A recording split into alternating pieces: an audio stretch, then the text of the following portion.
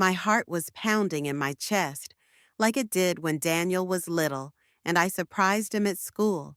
But this time, it wasn't a surprise. I had called him the day before, told him I'd stop by, and he just said, "Sure, Mom, come by anytime." The door opened, and there he was, my boy. He looked taller, stronger, still had that same shy smile he had when he was 10. "Mom," he said, and gave me a quick hug like he was in a hurry. There was no warmth, no pause. "I brought cookies," I said, forcing a smile. "Cinnamon, your favorite." "Great, thanks," he replied, stepping aside. "Come in." I walked into the house and stopped. It looked like something out of a fancy magazine. White lights, shiny glass ornaments, velvet stockings with names written in gold. Daniel, Emily. I looked around for my name. Nothing. My eyes went to the photo wall and my throat tightened. There wasn't a single picture of me. Every frame had Emily's family, matching clothes, vacations, happy smiles. I remembered when those frames had Daniel's first day of school, the three of us at the lake, my husband smiling before the cancer took him, all gone, like I never existed. I held the cookie tin tighter, like it was the only piece of me left in that house. "Mom," Daniel said, making me jump a little. "Want some coffee?" "Sure," I said quietly, sitting down on the couch, one I had paid for. My hands were shaking. Emily walked in, looking perfect as always, smelling like expensive perfume, phone in hand like it was part of her. She looked at me, my cardigan, my shoes, then smiled tight, like her face might crack. "Elena," she said sweetly. "Hi." "Hi, sweetheart," I replied, too cheerful. "I brought cookies for Christmas." "Oh, thank you." But she didn't take them. She just stood there, like a queen waiting for someone to bow. I tried again. "So, what time should I come over on Christmas Day?" "I thought I'd make tamales. Daniel always loved." She sighed, cutting me off. "Actually, about Christmas." The room shifted. "What about it?" She sat on the armrest like she owned it. "We're doing something small this year, just us and my parents." The words hit like a slap. "Just you and your parents?" "Yes," she said, crossing her legs. "It's just easier without extra people." Extra people. My face felt cold. "I'm not extra," I said, my voice cracking. "I'm his mother." She smiled, but it didn't reach her eyes. "Of course, it's not personal. It's just that my parents expect a certain kind of celebration. They're very traditional." I looked at Daniel. "You're okay with this?" He shifted like a kid caught lying. "Mom, it's just one Christmas." One Christmas. Did he think I hadn't counted every single one since his father died? That I didn't try to keep the family together? Emily's phone buzzed. She looked at it and laughed softly. "Hi, yeah, she's here," she said, still on the call. Then louder. "No, don't worry. Everything's fine now. She understands." My stomach turned. "Mom understands what?" I asked, my voice cold. Emily lowered the phone a little, but didn't end the call. "That this year is private. We need peace. No distractions." "Distractions," I repeated. The word tasted bitter. She tilted her head, looked me over again like I was something out of place. "You know how it is. We want a certain vibe, something cultured. My parents are used to certain conversations. And I'm not good enough for those?" My voice was shaky. She smiled sharper this time. "You said it, not me." Her phone dinged again. I didn't mean to look, but I saw the message. "Crisis averted." She bought it, with laughing emojis. My chest felt like it had been hit with a hammer. "Emily," I said, voice low and shaky, "what exactly do you think I bought?" She slid her phone away like nothing happened. "Let's not make this ugly." ugly, like I was the one ruining things. I turned to Daniel, my son, the boy I worked overtime for, skipped meals for, sacrificed everything for. Say something, I whispered. He looked away. Mom, please don't make this harder. The cookies on my lap felt like they weighed 100 pounds. I stood slowly, my body stiff from the shame. I see, I said, and even my voice sounded like it wasn't mine anymore. Emily smiled. Drive safe, Elena. Safe, far from them. I walked to the door, heart pounding like a drum, hand gripping the handle. Then I heard her voice again, soft and sharp. Finally, peace. Everything went silent. I stepped into the cold. My phone buzzed. Emily's name flashing. I didn't answer. I gripped the wheel, stared at the house I helped build, the house I'd never walk into again. My chest burned, not with sadness or anger, but something else, something that whispered, "This isn't over." As I drove, city lights blurred in my eyes. Christmas decorations everywhere. Warm windows, laughter, families. I held the wheel tighter and told myself to breathe. One Christmas, she said, like it was nothing. But I knew better. The first time they don't, my heart kept pounding, and memories came rushing in, clear and painful. The loan papers, I could still see them, my signature shaky. Daniel's hand on mine, promising, "Mom, I'll pay you back as soon as I can." I believed him. Of course I did. He's my son. I remembered my old kitchen, where I wrote Cancun on the calendar, then scratched it out when Emily called crying. "We just need help, Elena," she had said. "We'll pay you back. Promise." So I skipped my vacation, skipped fixing my roof, sold my jewelry, all so they could have their dream home. And now I'm extra. My phone buzzed on the seat again. I didn't want to look, but I did. Instagram. Emily's post shining like poison. Christmas is about class, not chaos. 3 laughing emojis, and Daniel had liked it. Class, chaos. That's what I was now. I wanted to scream, to pull over and just cry.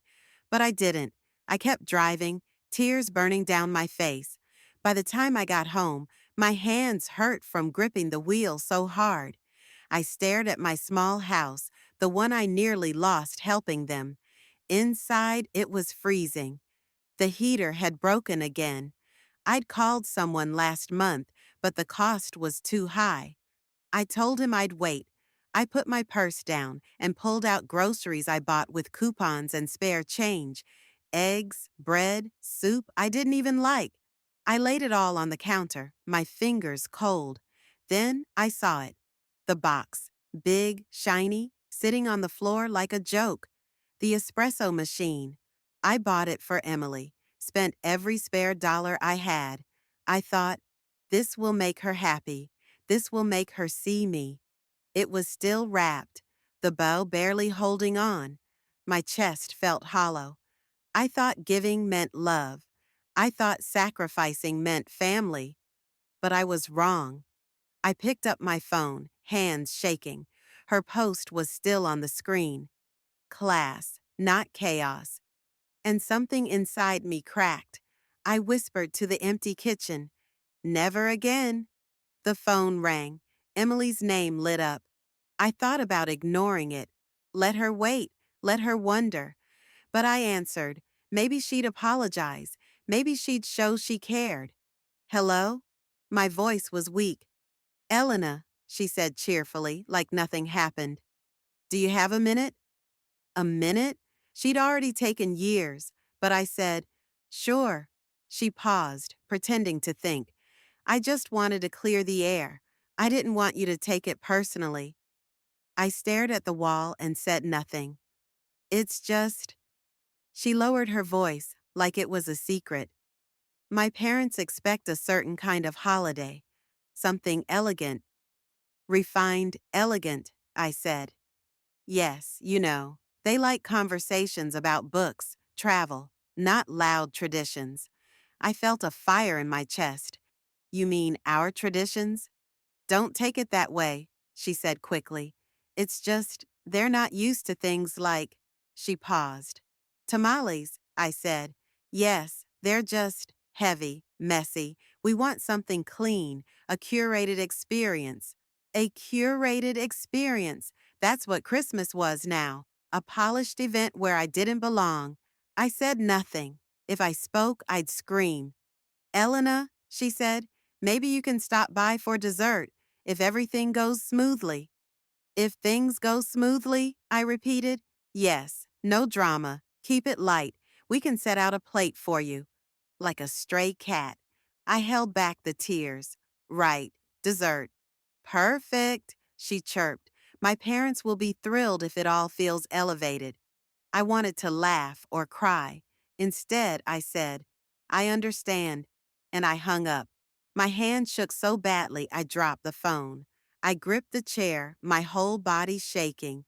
Then the tears came, hot, painful, unstoppable. I sat in the dark, cold kitchen, crying. My chest felt completely empty.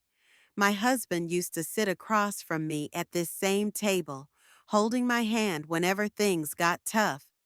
He'd understand, Emily had told me. I whispered those words into the quiet room, my voice shaking. He'd understand. She used his memory against me. My throat tightened so hard I could barely breathe. I grabbed my phone, not to call her, but to look. I needed to see. I opened Instagram. The first thing I saw hit me like a punch. Emily's hands, perfectly manicured, her diamond ring catching the light as she tied a bow around the espresso machine. The one I bought. The caption read, "From us to my amazing parents." My vision blurred. I blinked, hoping it wasn't real. But it was. From us. Not a word about me, not even a thank you. My gift, my money, my effort, gone. Like I didn't matter at all. I sat there, shaking. The cold from the kitchen crept up my spine. My tea was cold now, but I couldn't move. I couldn't think over the roar in my head. This wasn't just about a Christmas dinner or a post or a coffee machine. It was years, years of me giving everything, bending until I broke just to make their life easier. I gave up my own future so they could have theirs. And for what? So I could beg for a seat at the table I helped pay for? Something inside me changed. Something small, but fierce. I wiped my face with the back of my hand and stood up. My legs felt firm for the first time all day. I walked to the corner of the room where the old filing cabinet sat. The handle was rusty, the paint peeling. Inside were the papers that tied me to their life. I grabbed the handle and pulled. The drawer opened with a groan. There they were, envelopes, stacks of them, mortgage documents, receipts, every record of what I gave and what they took.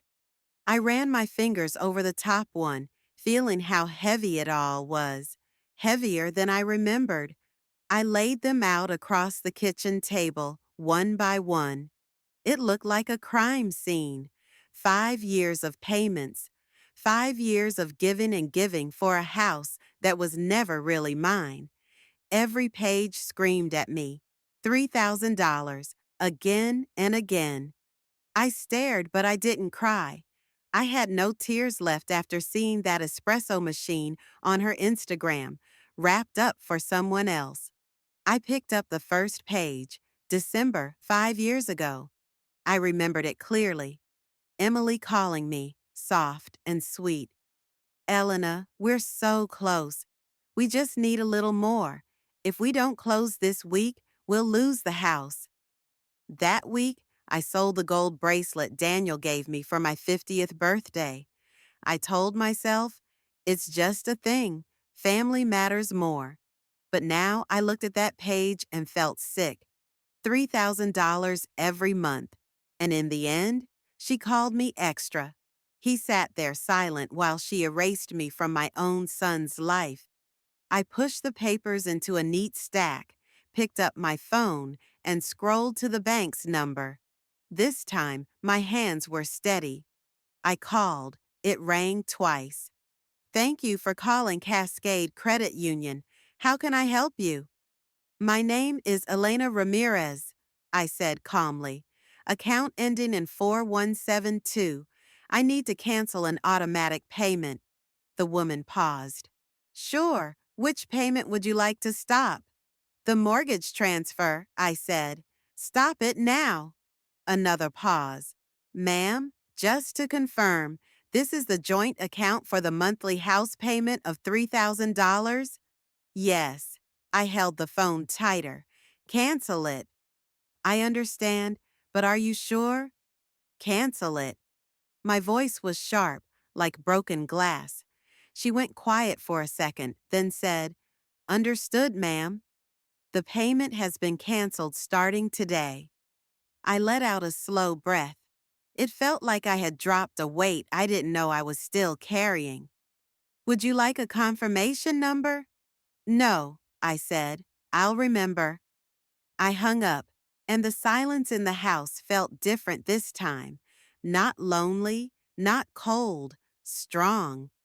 For the first time in years, I felt like I could breathe again.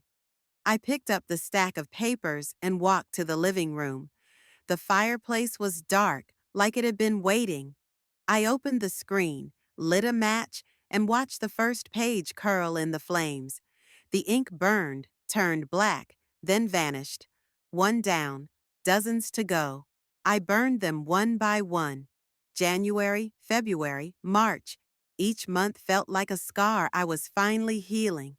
The fire crackled louder with each page, like it was cheering me on. When the last paper turned to ash, I poured myself a glass of the good wine, the one I was saving for Christmas. I sank into the armchair, glass in hand, fire glowing like justice. My chest felt warm, not from the wine, not from the flames, but from something true. They built their life on my back, and now I had taken it back. That house wouldn't stand without me. And when it fell, they'd remember who held it up all this time.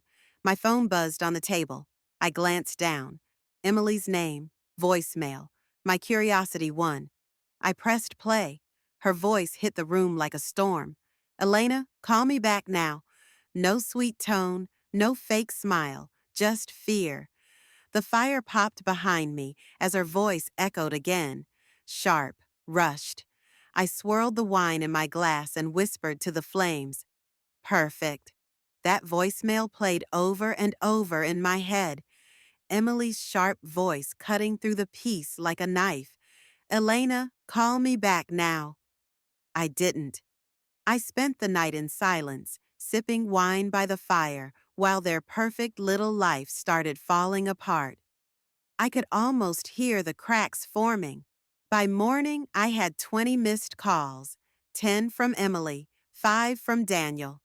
The rest were unknown numbers. I didn't answer a single one.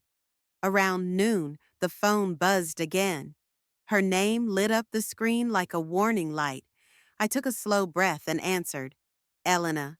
Her voice was short and cold. No fake sweetness now, just bossy. Finally, listen, I need a favor. I leaned back in my chair, staring at the ashes in the fireplace. A favor? I repeated.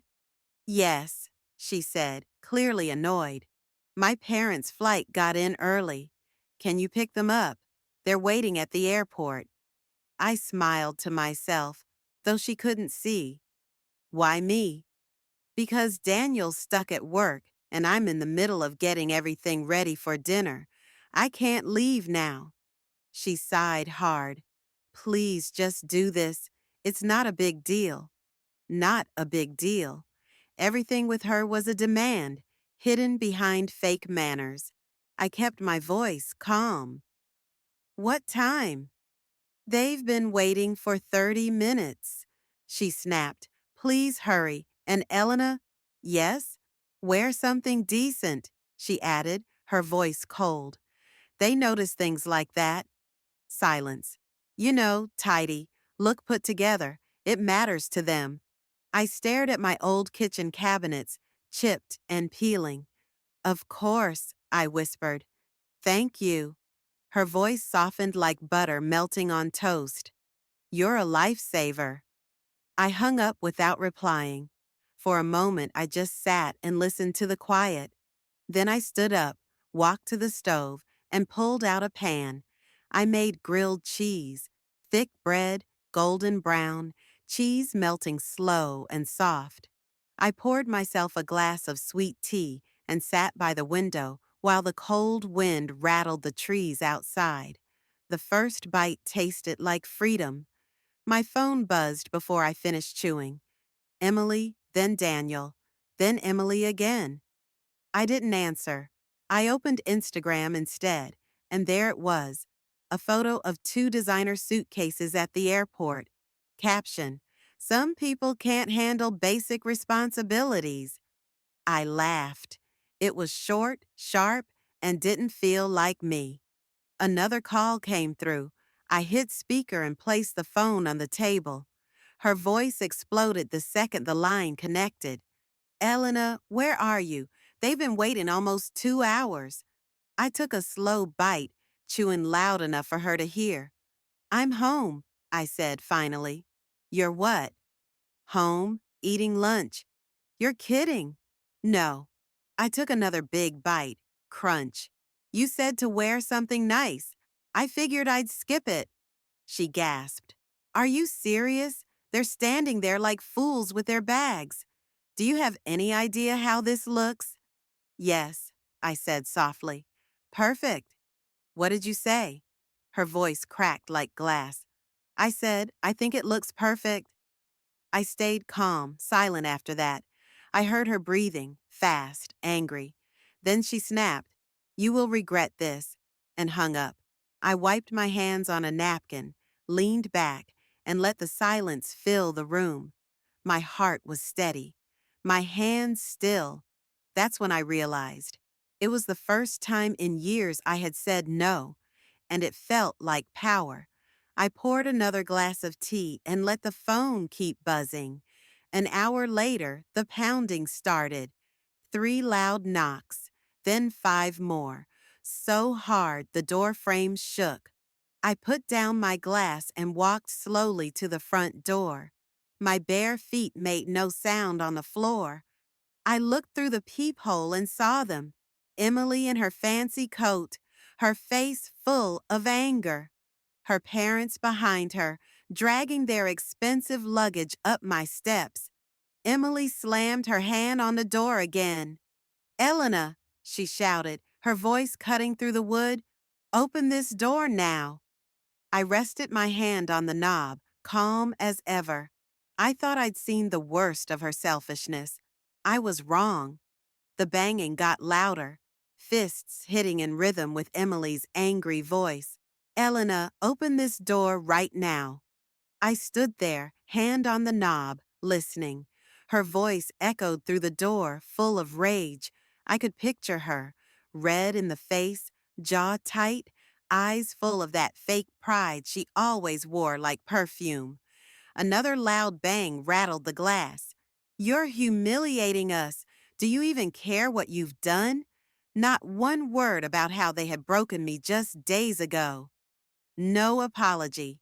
I unlocked the door and opened it wide. Emily barged in first, her coat flying behind her like a cape. Her parents came in after, dragging their fancy suitcases over my old wooden floor, their faces twisted with anger. You embarrassed us, Emily snapped. Do you have any idea how we looked out there? Just standing while everyone else got picked up. I crossed my arms and stayed calm. You made it here just fine. Her cheeks turned red. That's not the point, she hissed, pointing at me like I was a child. My parents? Do you know who they are? Yes, I said.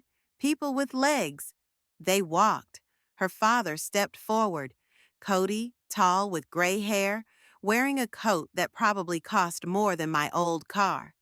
His voice was deep and booming like he expected everyone to listen.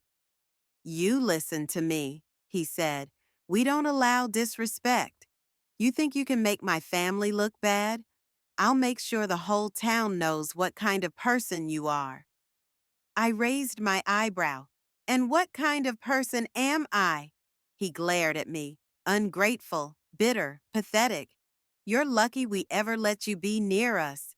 Emily stood proudly beside him, arms crossed like a queen watching her knight fight. "You'll regret this," Cody said. "I'll ruin your name so badly you won't be able to step into a grocery store without hearing whispers." My heartbeat stayed steady. For the first time in years, I wasn't scared. Not of him, not of her, not of any of them. I took a step forward so we were face to face. "Get out of my house," Emily scoffed. "Excuse me? You heard me?" I said, my voice calm but sharp. "Outside." "Now," she laughed, short and cold. "Oh, Elena, you've lost it. You think pulling this little act makes you powerful? You think, get out," I said again. I didn't raise my voice, but the silence that followed was louder than her yelling. Cody froze, like he couldn't believe someone had told him no. Then Emily's face changed. Her smile disappeared. Her voice dropped low, full of poison. "You don't know who you're messing with." "Neither do you," I said quietly. The fire crackled behind me like applause. I moved aside and pointed to the door. "Leave before I call the police." Her mother, who had stayed quiet until now, grabbed Cody's arm and whispered, "Cody, let's go." Emily stayed a moment longer, eyes full of hate, like she wanted to set me on fire with her stare. Then she turned sharply and stormed out, her heels clicking like nails on tile. The door slammed so hard it made a picture fall. I stood in the quiet, listening to my own breath. My hands weren't shaking. My heart wasn't racing. I walked back to the kitchen, picked up a sponge, and wiped the crumbs off the counter. Grilled cheese crumbs from the lunch I enjoyed while they waited at the airport like abandoned royalty. As I cleaned the counter, a thought formed in my mind, dark and strong. This isn't over. The next morning, my phone wouldn't stop buzzing. Notifications popped up like gunfire. Then I saw it, my face on the front page of the local paper. "Woman abandons elderly couple during holiday storm." Storm? It hadn't even snowed. My throat closed up as I looked at the headline. The photo was worse. Me standing near my car, caught by someone when I didn't know, looking tired and cold.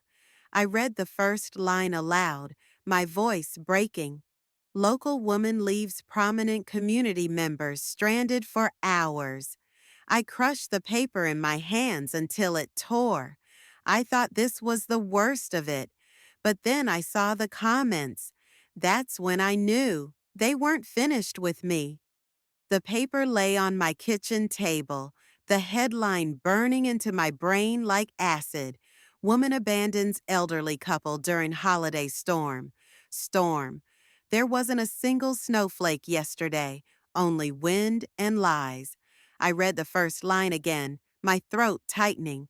"Local woman, 62, left prominent community members stranded in freezing weather, raising questions about her mental health and treatment of the elderly."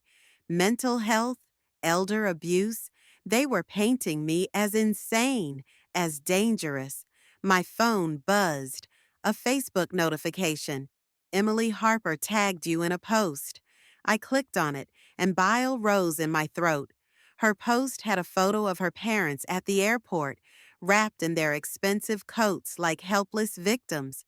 Her caption, "Family means showing up when it counts." Some people forgot that. Hundreds of comments underneath. "Shameful. Who does that to their family?" The worst one, "She's always been unstable." Then I saw it. My son's name, Daniel. He liked the post. That blue thumbs up felt like a knife in my chest. My hands shook as I stared at it. I called him before I could stop myself. It rang twice. He answered, his voice tense. Mom, Daniel? I whispered. You saw that post? He sighed. Yeah, and you liked it? My voice cracked. Mom, listen. No, you listen. My throat burned. You think I'm unstable after everything I did for you? It's not like that. $3,000 a month, I cut in. For 5 years, I paid for that house, Daniel. I gave everything, and you let them drag me through the dirt? He didn't answer at first. Then he said, Mom, you're overreacting. It's just social media. Overreacting. I could taste blood in the word. I'm asking you not to make this worse, he said. Emily's mad. Her parents are humiliated. Just apologize. The laugh that came out of me didn't sound human. Apologize? Yes, he shouted, before this gets even worse. It already has, I said, my voice ice. And Daniel, you just made sure of it. I hung up before he could speak again. Now, my hands were steady, my heart calm. Something inside me had broken, and something else had been born in its place. No more begging for respect. No more trying to be nice. This was war. I poured myself a cup of coffee into my favorite mug, the one with the crack I'd glued back together years ago. Like me, broken, patched, still standing.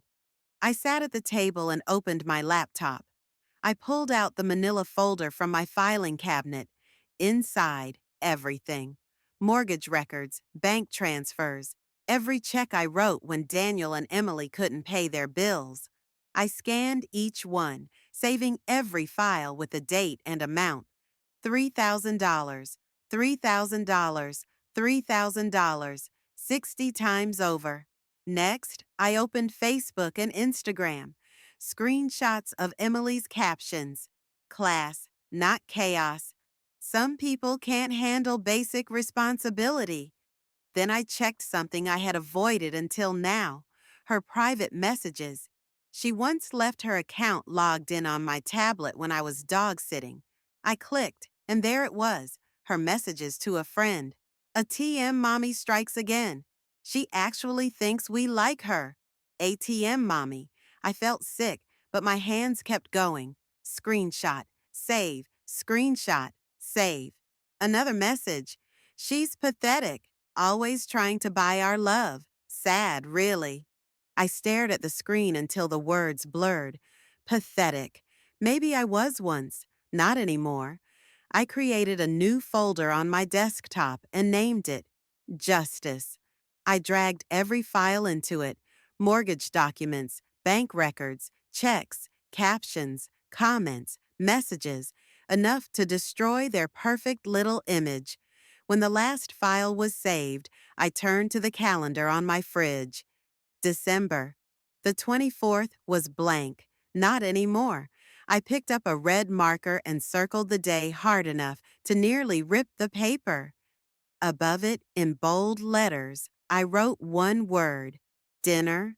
I stepped back and looked at it. The red ink spread like fire.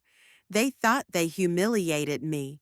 But Christmas Eve, that's when the real feast would begin. I stood in front of the mirror, smoothing down the sleek black dress over my hips. It wasn't new. Nothing I wore was new, but it looked sharp, strong, the kind of dress a woman wears when she's done being invisible. I clipped on the pearl earrings, the last gift my husband gave me before cancer took him.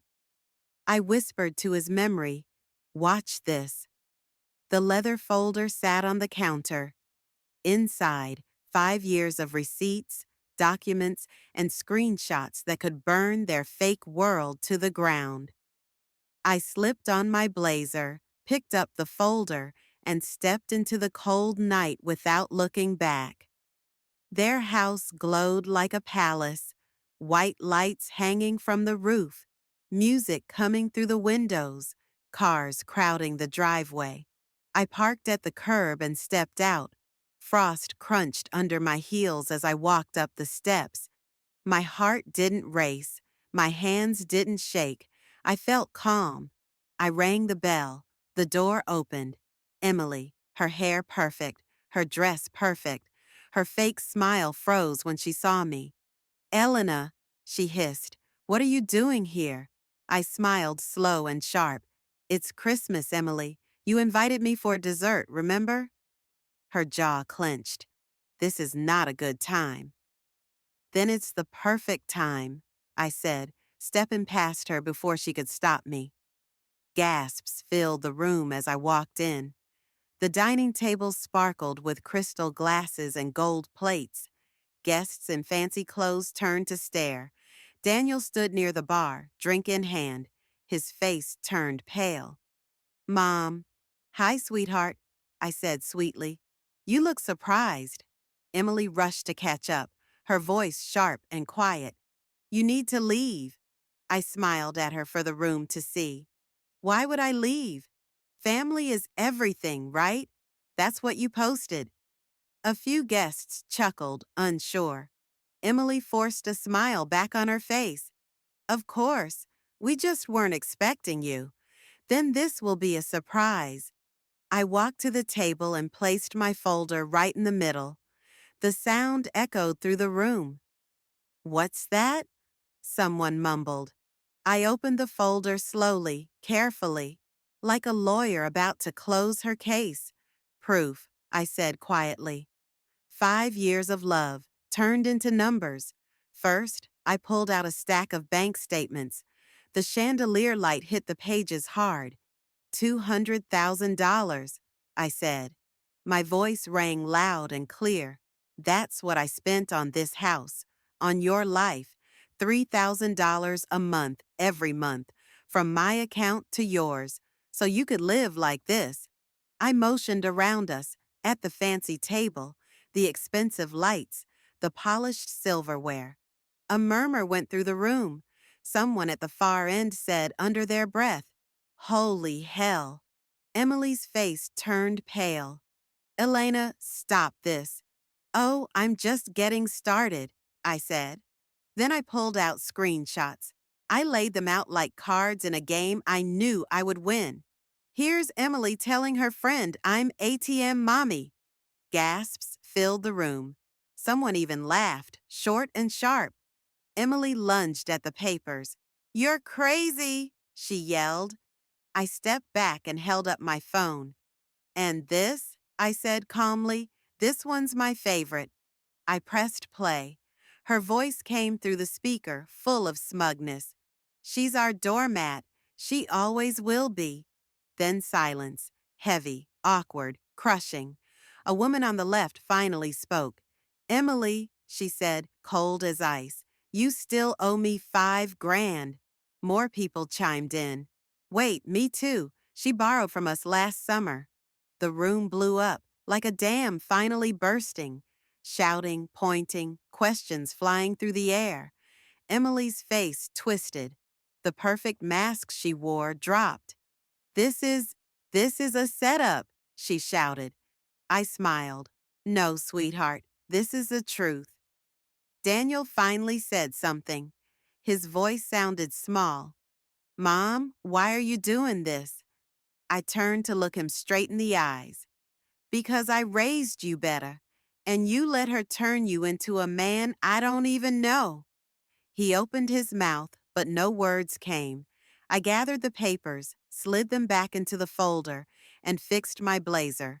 My voice came out gentle, but strong. Enjoy the meal. It's the last one I'll ever pay for. I walked out, my heels clicking behind me like a clock counting down. 3 months. That's all it took. Their fancy little world started falling apart. I sat on my porch. Fresh paint, fixed roof, everything stable again. I sipped coffee from my old mug, the one I broke once but glued back together. Now, the crack didn't bother me. It reminded me of strength, of surviving. The morning was quiet. just the breeze and the buzz of my phone. Emily Harper trending. Again. I tapped the screen. There it was. Please help us save our dream home. Anything helps. God bless.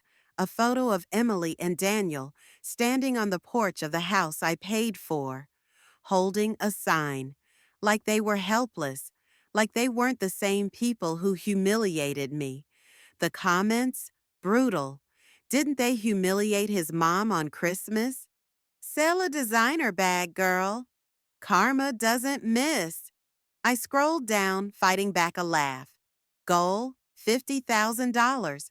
Raised, $50. One of the donors was her yoga teacher. Her message, Namaste, girl, but maybe try being humble. I took another sip of coffee, letting it warm my chest like a victory. Cody wasn't doing well either. My neighbor showed me the club newsletter. Cody's name? Gone. Rumors and whispers had taken care of his image. Emily? She was now a meme. Screenshots of her GoFundMe everywhere. Captions like, from class to crash. A TM mommy closed her account. I didn't feel guilty. I felt free. They built their life on my back.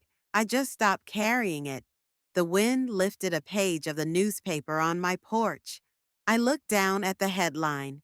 Foreclosure filings hit record high.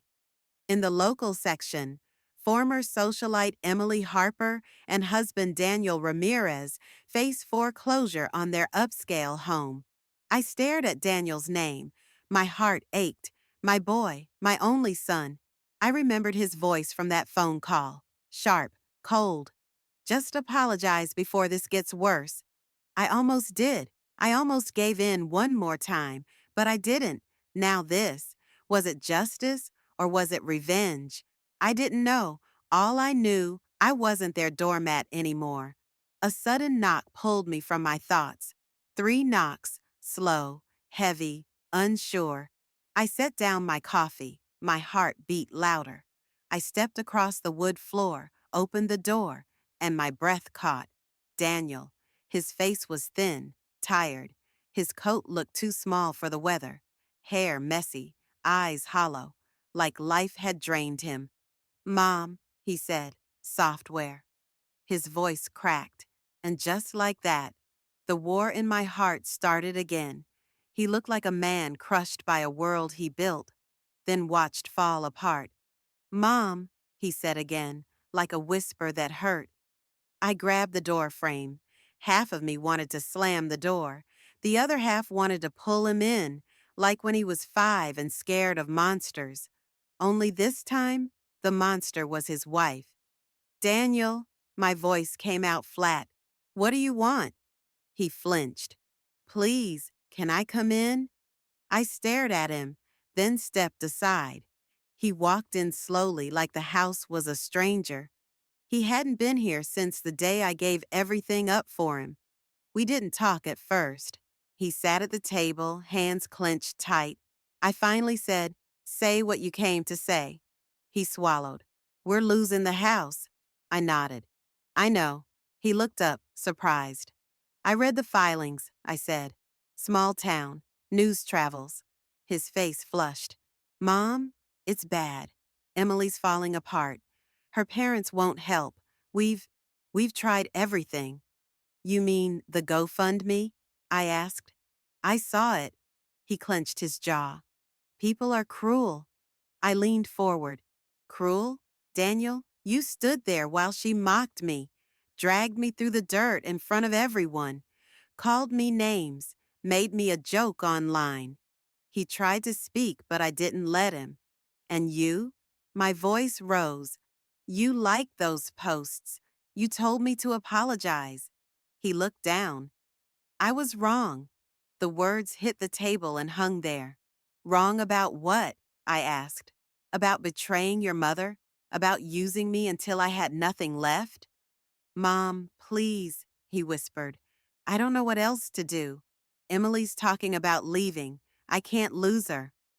My stomach twisted, but my voice didn't shake. "What do you want, Daniel? Money?" His silence was enough. I let out a bitter laugh. You're unbelievable. He looked up, desperate. Just enough to stop the foreclosure. I swear I'll pay you back. Stop, I said, raising my hand. You swore that once already. He had no words left.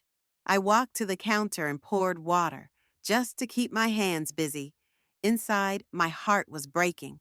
This was my son, my only child, the boy I raised, the one I would have done anything for. And now, here he was, ruined by his choices, by her. Why are you really here? I asked. To save your marriage or your pride? He stared. For 1 second, I saw him, my little boy, the one who used to call me his hero. It almost broke me. Almost. My phone buzzed. Emily, I answered on speaker. Elena, she snapped. Put Daniel on now. Why? I asked. Because this is between us, she barked. You've done enough damage. No, Emily, I said, calm. I stopped being your fool. Silence. Then she laughed, sharp and bitter.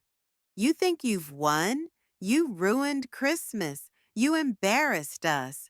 Now what? You proud? I stared at Daniel. No, Emily, I'm not proud. I'm done. More silence. Then she hissed, You'll regret this. I smiled.